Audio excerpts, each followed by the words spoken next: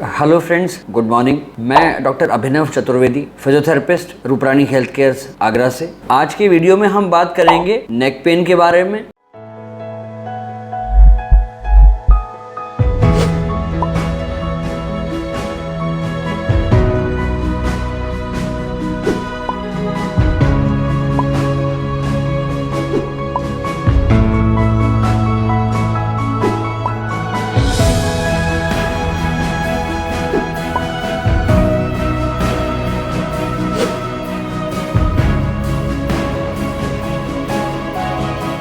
Neck pain क्यों होता है, कैसे होता है और हम इसे ठीक कैसे कर सकते हैं, हम नेक पेन को दूर कैसे रख सकते हैं। हम नेक पेन को जानेंगे आज 3 पार्ट्स में, या कहें 3 पॉइंट्स में हम इसको डिस्क्राइब करेंगे।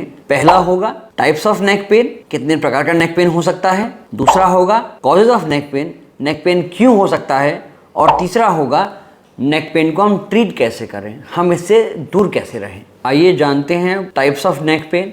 इसमें पहला है मस्कुलर पेन। मस्कुलर पेन क्या होता है? जैसा कि हम नाम से समझ रहे हैं, मांसपेशियों का दर्द। वो मांसपेशियों की दुखन हो सकती है, मांसपेशियों का खिंचाव हो सकता है, मांसपेशियों का अकड़ना हो सकता है। इसके कई कारण हो सकते हैं। इसका एक मूलतः एक बड़ा कारण हो सकता है हमारा खराब पोस्चर, जिसे हम बैड पोस्चर कहते हैं। या आज के परिप्रेक्ष्य में अगर हम बात करें तो मोबाइल फ़ोन का अधिक प्रयोग, जैसा कि आजकल लोग गर्दन झुका के रखते हैं, मोबाइल फ़ोन को ज़्यादा लंबे समय तक यूज़ करते हैं, ये एक बहुत बड़ी वजह है नेक पेन के लिए। आजकल लोग सिस्टम पे बहुत काम करते हैं, कंप्यूटर पे बहुत काम करते हैं, वर्क फ्रॉम होम का लोड बहुत है, इसलिए भी ये समस्या हो रही है। अगला है मस्कुलर पेन के बाद बोन का दर्द, या हम इसे कह सकते हैं स्पॉन्डिलोसिस। आजकल लोग बात करते हैं साहब सर्वाइकल हो गया, तो एक्चुअल में वो सर्वाइकल स्पॉन्डिलोसिस होता है। इसमें हमारी हड्डी बढ़ सकती है, जिसे हम कहते हैं ऑस्टियोफाइट फॉर्मेशन, या हड्डी घिस सकती है।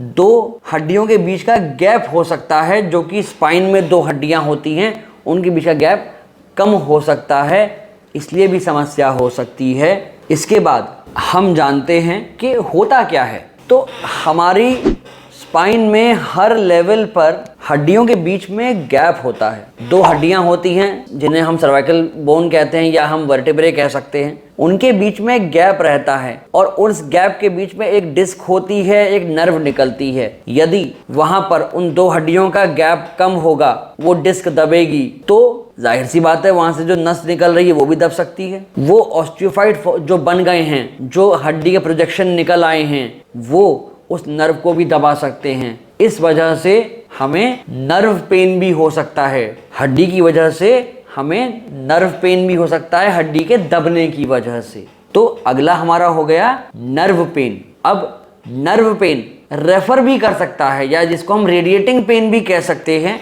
क्या होता है, जब हमारी नस यहाँ पे गर्दन में दब रही है, तो वो नस जिस जगह को सप्लाई करती है, वो जिस एरिया की नर्व होती है, वहां पर हमें पेन महसूस होता है। कई बार पेशेंट आता है, बोलता है डॉक्टर साहब हमारे अंगूठे में दर्द आ रहा है, गर्दन से तरंग सी चलती है और हमारे अंगूठे तक आती है। या वो बोलता है कि गर्दन से हमारे तरंग शुरू होती है, हमारी कोहनी तक आती है। तो इससे भी हम पता लगा लेते हैं कि स्पाइन के किस हिस्से में समस्या है, दर्द होने की वजह क्या है। आजकल पेशेंट ऐसे आ रहे हैं, आते ही कहते हैं डॉक्टर साहब हमारे हाथ सुन्न हो रहे हैं, या हमारी कोहनी सुन्न हो रही है। तो ये साफ दर्शाता है कि उन्हें कहीं ना कहीं नर्व का कंप्रेशन है, उनकी कहीं ना कहीं नस दब रही है।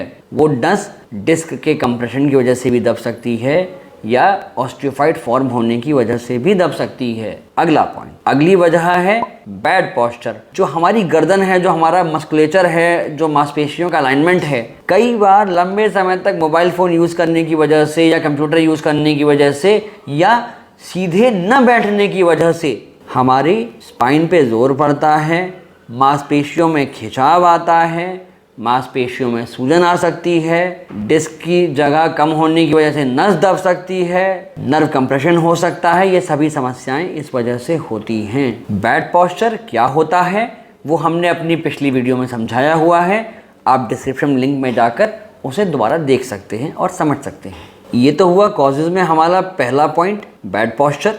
अब सेकेंड पॉइंट पे आते हैं। सेकेंड पॉइंट है एज रिलेटेड। बढ़ती हुई एज के साथ हमारी हड्डियां घिसना शुरू होती हैं, या हमारी डिस्क की हाइट कम होनी शुरू होती है। इसकी वजह से भी पेशेंट्स को समस्या होती है, गर्दन में दर्द होता है क्योंकि हमारी नसें दबने लगती हैं। थर्ड पॉइंट है गलत तरीके से वजन उठाना या कोई झटका लगना। कई बार पेशेंट आते हैं कि डॉक्टर साहब हमने वजन उठाया था, हमारी गर्दन में झटका आ गया, हमें दर्द शुरू हो गया। ये भी एक वजह है। या एक वजह और हो सकती है, वो है गलत तरीके से सोना। कई बार हमें आइडिया ही नहीं होता है कि हम करवट से सो रहे हैं या हम सीधे सो रहे हैं, तो हमें तकिया लगाना चाहिए या नहीं लगाना चाहिए, या किस प्रकार का तकिया लगाना चाहिए। ये भी एक वजह है। कई बार हम करवट से सोते हैं और तकिया नहीं लगाते तो हमारी गर्दन गिरने लगती है, क्योंकि हमारी गर्दन और बेड के बीच का जो गैप है वो भरता नहीं है, तो गर्दन गिरने लगती है। या कई बार हम अपना हाथ लगा के सो जाते हैं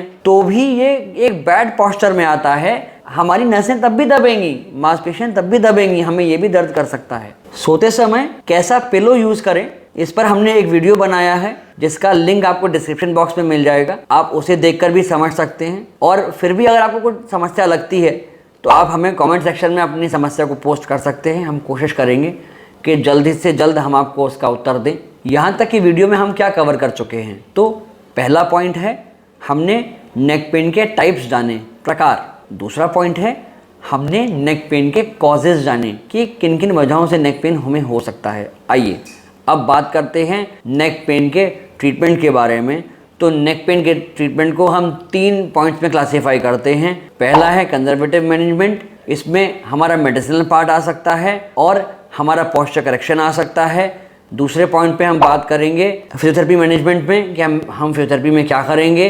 तीसरा पॉइंट है हमारा सर्जिकल इंटरवेंशन कि हम किन किन सर्जरीज की हेल्प से नेक पेन को दूर कर सकते हैं। पहला पॉइंट है कंजर्वेटिव मैनेजमेंट, जिसमें एक पार्ट आता है मेडिसिनल ट्रीटमेंट। आप अपने फिजिशियन या के पास जा सकते हैं, उनसे नेक पेन के लिए कोई मेडिसिन ले सकते हैं जो वो आपको प्रिस्क्राइब करें। वही मैं फिर बोलूँगा, अपने डॉक्टर से कंसल्ट कर सकते हैं, फिजिशियन से, और आपको जो मेडिसिन वो प्रिस्क्राइब करते हैं वही लेना। सेकंड पार्ट आता है पोस्चर करेक्शन। पोस्चर करेक्शन के लिए आपको अपने फिजिकल थेरेपिस्ट के पास जाना पड़ेगा। वो आपका पोस्चर करेक्ट कराएंगे कि क्या क्या कमियां हैं, वो आपको एनालाइज करेंगे, उनको समझेंगे। वो समझने के बाद वो ये देखेंगे कि आपकी कमियां कहाँ हैं। कई बार बैड पोस्चर हमारी मांसपेशियों की कमजोरी की वजह से भी हो सकता है, तो वो आपकी उनकी स्ट्रेंथनिंग कराएंगे।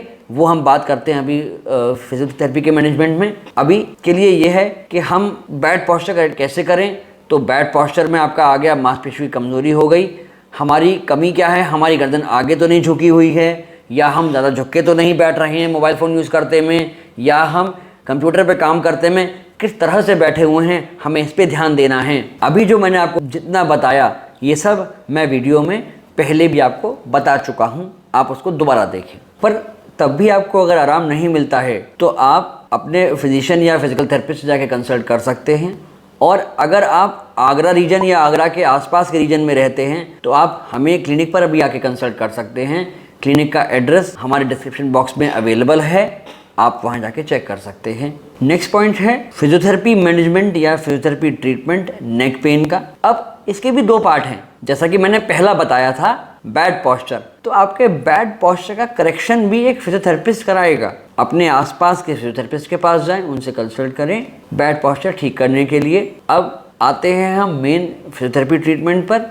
तो उसमें हम क्या कर सकते हैं। फिजियोथेरेपी ट्रीटमेंट में हम एक्सरसाइजेज प्रिस्क्राइब करते हैं। आपको कुछ हम मोडेलिटीज़ यूज़ कर सकते हैं, जैसे कुछ सिकाइयाँ हो सकती हैं, कुछ खिंचाव हो सकते हैं, कुछ व्यायाम हो सकते हैं। ये सभी चीज़ें एक क्वालिफाइड फिजियोथेरेपिस्ट के अंडर में ही आप कराएं तो ही बेहतर है। कई बार लोग गलती क्या करते हैं, इन समस्याओं को लेके अलग डॉक्टर्स के पास पहुंचते हैं, उन्हें कई बार लाभ नहीं होता है, समस्याएं बढ़ जाती हैं। तो मैं आपसे रिक्वेस्ट करूंगा अपने आसपास के फिजियोथेरेपिस्ट को ही कंसल्ट करें। सिकाइयाँ तो वो ठंडी सिकाई हो सकती है या गर्म सिकाई हो सकती है, या आपके थेरेपिस्ट को ही तय करने दें। कुछ खिंचाव दिए जा सकते हैं, जैसे कि आपकी डिस्क की प्रॉब्लम हो सकती है, उसका स्पेस कम हो गया हो, ये आप कर सकते हैं। नेक्स्ट हम बात करते हैं एक्सरसाइज के ऊपर। तो कुछ एक्सरसाइज होती हैं जिनके द्वारा आप अपनी मांसपेशियों की ताकत बढ़ा सकते हैं, आप उनका स्टेमिना बढ़ा सकते हैं, जिससे अगेन आपका पोस्चर खराब नहीं होगा। जब पोस्चर खराब नहीं होगा तो ये दर्द भी आपको परेशान नहीं करेंगे, वो पेन रेफर भी नहीं करेगा। आपको यहाँ तक का वीडियो देखकर ये तो समझ आ गया होगा कि अगर आप अपने पोस्चर को करेक्ट करते हैं, क्योंकि मैंने 3 बार एम्फेसिस दिया है, आप अपने पोस्चर को सही रखते हैं तो आप इन सभी समस्याओं से दूर रह सकते हैं और आपको किसी डॉक्टर की आवश्यकता भी नहीं पड़ेगी। अब आते हैं थर्ड पॉइंट पे, जो हमारा लास्ट पॉइंट है, सर्जिकल ट्रीटमेंट। तो जब आपने कंजर्वेटिव मैनेजमेंट कर लिया, आपने फिजियोथेरेपी ट्रीटमेंट सारा करा लिया, आपको अब भी आराम नहीं आ रहा है या आपकी समस्या बहुत ज़्यादा है, तो तब तो मैं यही कहूँगा कि अब जाकर आप अपने सर्जन से मिलें, उनकी राय लें कि ये समस्या है आपको, अब इसमें क्या सर्जिकल प्रोसीजर हम कर सकते हैं जिससे हमारा नेक पेन रिलीव हो जाए। हाँ, ये हमारा लास्ट रिजॉर्ट होना चाहिए कि हम सर्जरी की तरफ जाएं। उसके पहले आपके पास पोस्चर करेक्शन है, आपके पास मेडिसिन है, आपके पास फिजियोथेरेपी का मैनेजमेंट है, जिन सब की हेल्प से आप अपने नेक पेन को दूर कर सकते हैं। अगर ये वीडियो आपको समझ आया हो, आपको नॉलेजेबल लगा हो, कुछ बेनिफिशियल लगा हो, तो इस वीडियो को आप ज़्यादा लोगों तक शेयर करें, चाहे वो आपकी फैमिली में हो, आपके फ्रेंड्स हों, आपके सराउंडिंग में कोई भी हो जिन्हें इससे संबंधित कोई समस्या है, आप जिन्हें नेक पेन से कोई भी संबंधित समस्या है, उनके लिए ये वीडियो फ़ायदेमंद हो सकता है, उनकी हेल्प हो सकती है और हमें भी अच्छा लगेगा कि हम उनकी हेल्प कर पाएंगे। यदि आपको ये वीडियो अच्छा लगा है और आप इस वीडियो को यूट्यूब पर देख रहे हैं तो प्लीज़ इस वीडियो को लाइक करें और हमारे चैनल को सब्सक्राइब करें। और अगर आप इस वीडियो को किसी सोशल मीडिया हैंडल पर देख रहे हैं तो हमें फॉलो करें। अगर आप बैक पेन की समस्या से पीड़ित हैं या उसके बारे में कुछ भी समझना चाहते हैं तो राइट वीडियो को क्लिक करें, वरना लेफ्ट वीडियो को क्लिक करें। धन्यवाद।